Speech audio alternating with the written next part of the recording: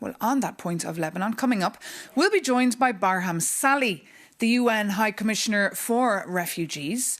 A refugee himself who fled as a young Kurd from repression in Iraq. He spent years and years in exile, but then one day actually became the president of Iraq back in 2018, a position he held until 2022.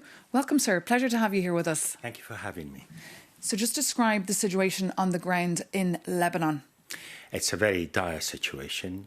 More than 1 million people have already been displaced, and it's in very, very harsh conditions. Our teams are working to deliver assistance, and in that regard, I have to say, EU has been generous to providing 2 jets of supplies, also the government of Italy as well as Irish aid, but we need more. Indeed, the European Union has been sending millions in aid, but whereas the European Union has no say here in how this war will play out, how bad will the situation get in Lebanon in your view?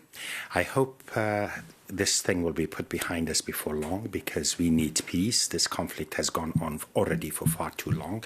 It's highly destabilizing. It is escalating. And I have to say also, human lives are at stake. The impact on civilians across the region is phenomenal, is profound. We already, as I said, about 1 million people have been internally displaced in Lebanon. Nearly 600,000 to 1 million households in Iran have been displaced. Of course, there has been significant population movements in the Gulf, not to mention Iraq, that has been subject to terrible attacks, including yesterday in the Kurdistan region.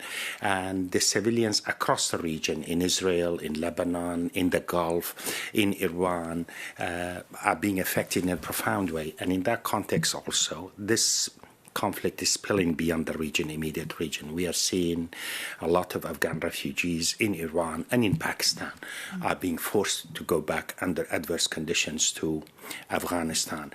All of this combined is really presenting us with a terrible humanitarian challenge. Pakistan have offered to mediate here. Any hope in those? Let's hope that this will lead to some useful, tangible peace arrangement. This region needs peace. This conflict cannot go on like this, destabilizing and impacting human lives across the region.